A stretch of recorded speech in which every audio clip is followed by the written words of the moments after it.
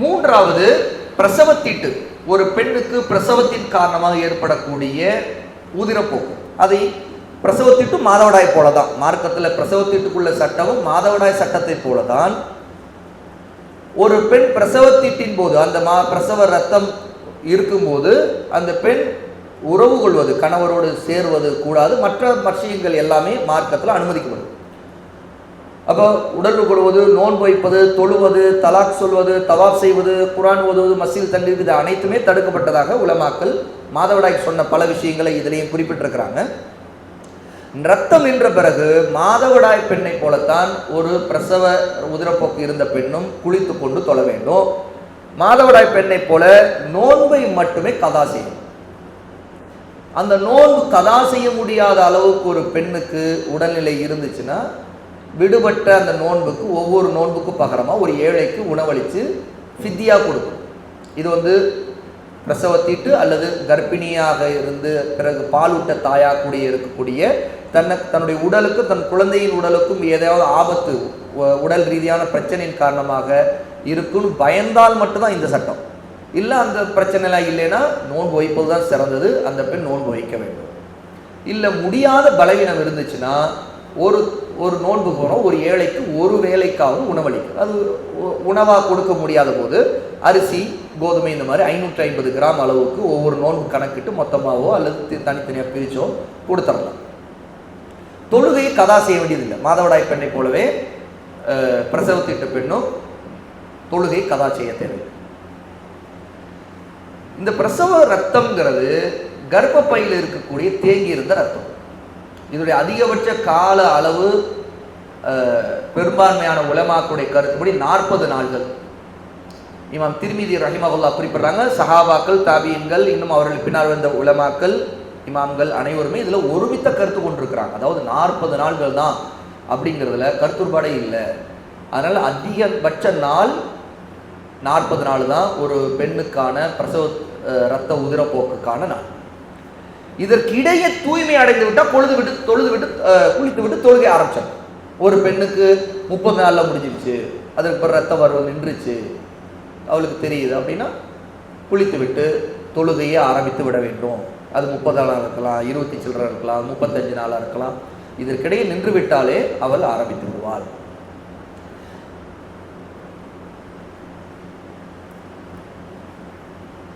இந்த பிரசவத்தீட்டால தடுக்கப்பட்ட காரியங்களை பிறகு தொழுகை ஆரம்பித்த பிறகு அது எல்லாமே அனுமதிக்கப்பட்டது. அது உடல் உறவாக இருக்கட்டும், கணவரோடு சேர்வதாக இருக்கட்டும், மற்ற இபாதத்துகள், தொழுகை, நோன்பு போன்ற விஷயங்கள்லாம் அனுமதிக்கப்பட்டது. இதுல கர்ப்பம் களைவது இது பற்றிய சில சட்டங்களும் இருக்கு. கர்ப்பம் களைவதால் ஏற்படக்கூடிய இரத்தப்போக்கு இருந்தால் அது 3 மாதமாக இருந்தால் அல்லது குறைந்தபட்சம் 81 நாட்களாக இருந்தால் அப்போது அது பிரசவத்தீட்டாக கருதப்படும். 3 மாதம் அல்லது குறைந்தபட்சம் 81 நாள். அதற்கு கீழே இருந்தால் அது பிரசவத்தீட்டா கருதப்படாது. அது மாதவிடாய் சட்டம் போல இருக்கு. அந்த ரத்தம் வெளியேறி எத்தனை நாள், பொதுவாக பெண்ணுக்கு ஏற்படக்கூடிய மாதவிடாய் நாள்கள் எத்தனை நாள் கணக்கிடுவாங்களோ அதுபோல் நாள்கள் கணக்கிட்டு ரத்தம் கூடுதலாக அந்த நாள்களுக்கு குறைவாக இருந்துச்சுன்னா அப்போது அந்த தொழுகையை எல்லாம் அந்த பெண் விட்டிருப்பால். பிறகு தூய்மை அடைந்தவளாக இருந்தால் அது கண்டிப்பாக பண்ணும். ஏன்னா சில நேரத்தில் சில பெண்களுக்கு ரத்தம் வரும் அப்புறம் நின்றும். இப்படிப்பட்ட சூழல் வச்சுன்னா ரத்தம் வர்ற நேரத்தில் தொழுகை நிறுத்தி இருப்பாங்க, பிறகு நின்றுச்சு அப்படின்னா திரும்ப தொழுகை ஆரம்பிச்சுவாங்க. இல்லை கர்ப்பம் நல்லா களைஞ்சி வெளியேறுது அப்படிங்கிறத அவங்க அறிஞ்சிட்டாங்கன்னா அப்போ இந்த சட்டம் பார்க்கணும், அது 3 மாதத்தினுடையதா அல்லது குறைந்தபட்சம் 81 நாள்கள் உள்ளதான்னு பார்க்கணும். 3 மாதம் அல்ல 81 நாள்கள் ஆயிடுக்குது அப்படின்னு நிச்சயமா உறுதியாகிவிட்டது என்றால் அப்போ அதற்கு பிரசவத்தீட்டுடைய சட்டம். அப்போ அந்த ரத்தம் வெளியேறக்கூடிய நாள் அதிகபட்சம் 40 நாள் வரைக்கும் அதை கணக்கிடலாம். இல்லை அதற்கிடையே 20 நாளில் எல்லாம் சுத்தமாயிட்டாங்க அப்படின்னா அதற்கு பிறகு அவங்க தொழுக ஆரம்பிச்சிருவாங்க. அதாக 3 மாதம் 81 நாள் குறைவா என்பது இந்த மாதிரி சில்லறை நாள்களாக இருந்துச்சுன்னா அப்போ அந்த குறைவாக இருக்கும் பட்சத்தில் அது கரு ரத்த கட்டி சதை பிண்டம் அது பிரசவத்தீட்டா கருதப்படாது. அது ஒரு சதை பிண்டம், அவ்வளோதான். அது ஒரு கட்டி, அவ்வளவுதான். அது போலத்தான் அதை கருதப்பட வேண்டும்.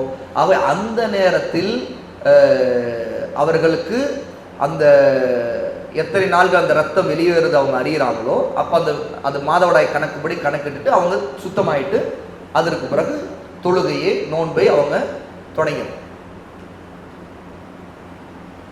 இதுல அது உண்மையாகவே அந்த நாள்களுடைய கணக்குல கவனமாக இருக்கணும்.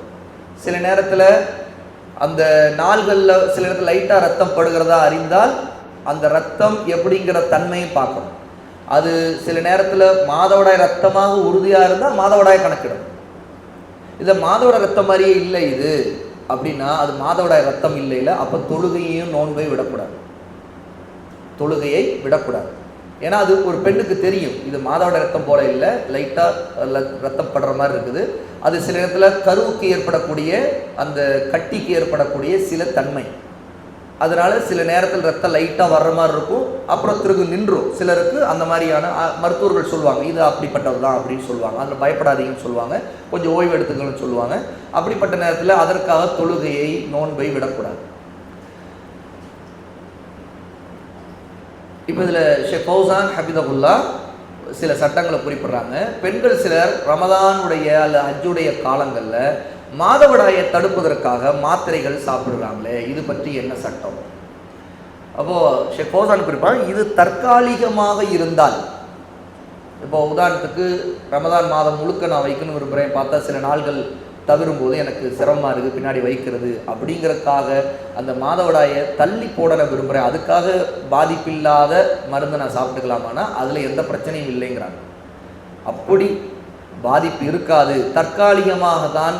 சில நேரத்தில் ஹஜ்ஜுக்கு போன நேரம் தவாப் செய்ய வேண்டிய சூழல் வருது, அப்போ அந்த நாள்கள் நெருங்குற மாதிரி இருக்குது அப்படின்னா அதற்காக அந்த நேரத்தில் ஒரு பெண் ஏதாவது அதற்கான மாத்திரையை சாப்பிட்டுக் கொள்வது தவறா அப்படின்னா அது தவறு இல்லை, அதில் பிரச்சனை இல்லை. ஆனால் இப்படிப்பட்ட மாத்திரைகள் சாப்பிடுவது நிரந்தரமாக மாதவிடாயை தடுப்பதற்கு செய்யக்கூடியதாக இருந்தால் அது ஹராம், அது ஜாயிஸ் இல்லை. மாதவிடாயை முழுக்க இல்லாமல் ஆக்குவதற்கு சில இந்த குடும்ப கட்டுப்பாடு செய்வதற்காக சில காரியங்களை போல செய்யக்கூடியதாக இருந்தால் கூடாது. கணவருடைய அனுமதியும் சிலத்தை இந்த மாதிரி மாத்திரை சாப்பிடும்போது கணவருடைய அனுமதியும் பெற வேண்டும். ஏனென்றால் இதில் சந்ததியை தடுப்பது இருக்குது. ஆக சந்ததியை தடுப்பது என்பது கணவருடைய அனுமதி இல்லாமல் ஒரு பெண் தனக்கு அல்லாஹ் ஏற்படுத்தக்கூடிய சந்ததியை தடுத்துக் கொள்வது ஜாயிஸ் இல்லை, அனுமதி இல்லை அப்படின்னு குறிப்பிட்றாங்க. இதுதான் அடிப்படையில் மாதவிடாய், பிரசவ தொடக்கு, கூடுதல் உதிரப்போக்கு, இஸ்திஹாதாவுடைய அடிப்படையான சட்டங்கள். இதில் ஏதாவது கேள்விகள் இருந்தால் இன்ஷா அல்லாஹ் கேட்டு தெளிவுபட்டுக் கொள்ளுங்கள்.